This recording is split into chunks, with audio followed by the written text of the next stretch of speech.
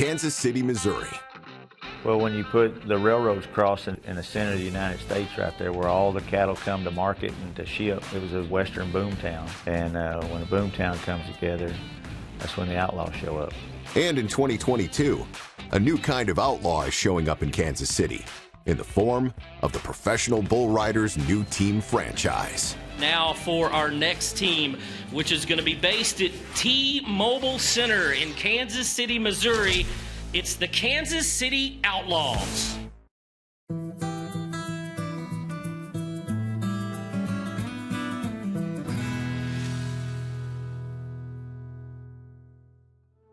Kansas City, Missouri.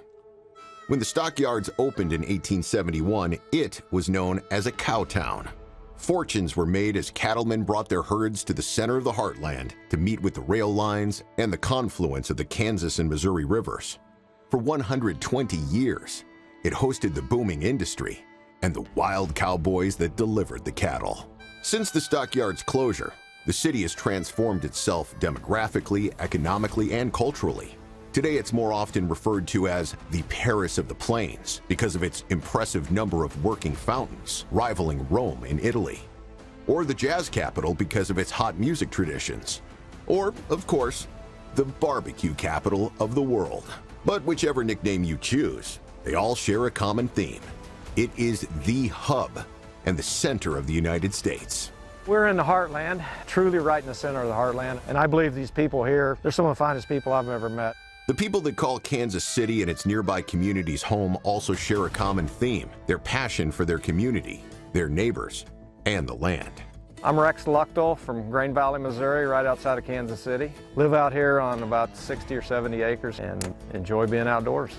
Residents of this starting point for the plains don't take anything for granted.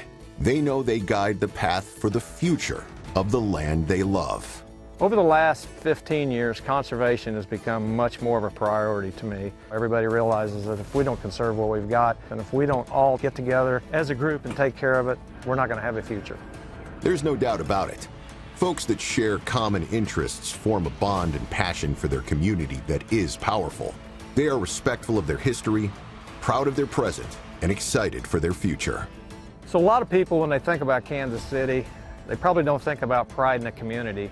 And I think you don't have to look any farther than our football team. It may be up at this level right here, but it starts all the way down with the sports in all these little small towns and subdivisions. And that's why the Kansas City Chiefs are where they're at. They support each other, just like everyone in this community supports each other. Well, if anybody's ever been to Kansas City, they know the championships they've put together and the fan base they have. And with the Outlaws being right downtown and right across the street from the Light District, it's going to be fun. And it's going to be exciting, and Kansas City's got a new franchise to cheer on. I think it's a very good example of why a PBR team is going to be successful here. We draw people from all over the heartland. Standing side by side with friends and neighbors, the residents of the Show Me State show the country they know how to create a better life by cheering together, living together, and working together. I work together with my family, my friends, to conserve the land, to take care of things, because together we do more. That's why this is Kubota country.